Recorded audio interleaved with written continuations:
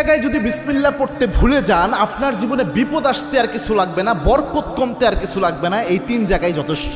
খুব মারাত্মক একটা বিষয়। বিসমিল্লাহ তো মোটামুটি সব ভালো কাজের শুরুতেই পড়া হয়, তবে সব জায়গায় ভুলে গেলে ওই 3 জায়গায় মিনিমাম ভুলা উচিত নয়। তার মধ্যে 1 নাম্বার যেটা, এটা আমি সবচেয়ে গুরুত্বপূর্ণ মনে করি, সেটা হচ্ছে বর্তমান পরিস্থিতিতে এটা হচ্ছে আপনার বাথরুমে প্রবেশের শুরুতে বিসমিল্লাহ পড়া। অনেকে বলতে পারেন, হুজুর বাথরুমে ঢুকবেন আবার বিসমিল্লাহ কিভাবে? বাথরুমের শুরুতে তো আমরা আল্লাহুম্মা ইন্নী আউযু বিকা মিনাল খুবসি ওয়াল খাবাইস পড়ি, এটা না আমরা পড়ি। হ্যাঁ, এটার ব্যাপারে আল্লাহর হাবিব সাল্লাল্লাহু আলাইহি ওয়াসাল্লাম জানিয়েছেন। আল্লাহর হাবিব সাল্লাল্লাহু আলাইহি ওয়াসাল্লাম জানিয়েছেন, কোনো ব্যক্তি যদি বাথরুমে প্রবেশের সময় পড়ে আল্লাহুম্মা ইন্নী আউযু বিকা মিনাল খুবসি ওয়াল খাবাইস, এর ফজিলত হলো ওই ব্যক্তি বাথরুমে প্রবেশ করলে বাথরুমের মধ্যে যে দুষ্ট জিনগুলো থাকবে ওই ব্যক্তিকে দেখতে পাবে, কিন্তু কোনো ক্ষতি করতে পারবে না।